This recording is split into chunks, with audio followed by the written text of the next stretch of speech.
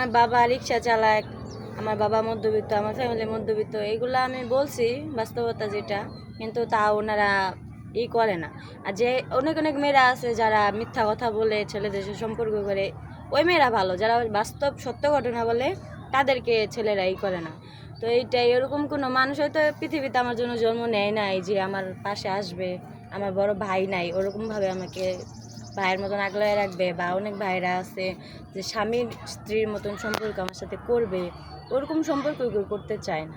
ঠিক আছে, সবাই চায় মেয়েদেরকে ফয়দা উঠাইতে।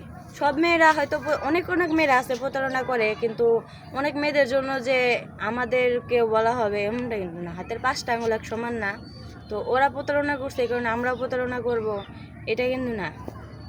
তো এটা ওনাদেরই যে অনেক মেয়েরা ঠকাইছে দেখা ওনারা আমাকে বিশ্বাস করে না, আমাদের বিশ্বাস করে না। তো কিছু কিছু মেয়েদের জন্য আমাদের ক্ষতি।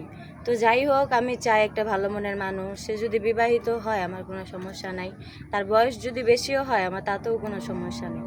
আমি তার টাকা পয়সা বাড়ি গাড়ি কিছুই চাই না, আমি একটা ভালো মনের মানুষ চাই, সারা জীবন পাশে থাকতে চাই, তার হাতে হাত রেখা যাতে আমি সারাটা জীবন পার করতে পারি, সেরকম একটা মানুষ চাই।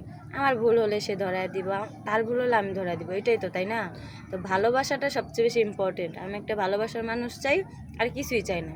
যে আমাকে ভালোবাসতে পারবে, আমার সর্বস্ব দিয়ে আমি তাকে আগলায় রাখবো, ভালোবাসবো।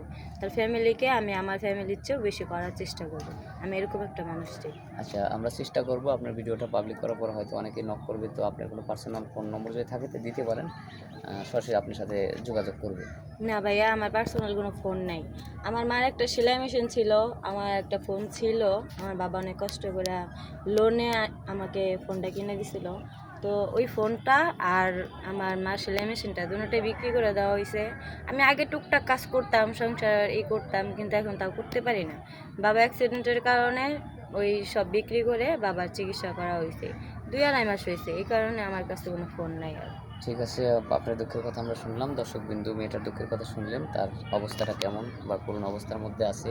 তো যাই হোক, তার কোনো পার্সোনাল ফোন নাই। আমাদের স্ক্রিনে আমাদের ইমো নম্বর, হোয়াটসঅ্যাপ দেওয়া থাকবে। কেউ যদি মেয়েটাকে চান বা বিয়ে করতে চান তাহলে এই নম্বরে ফোন দিলেই পাবেন, কিন্তু অযথা কেউ ভিডিও ফোন দেবেন না। সবারই সুস্বাস্থ্য কামনা করে বিদায় হচ্ছি। আল্লাহ হাফেজ।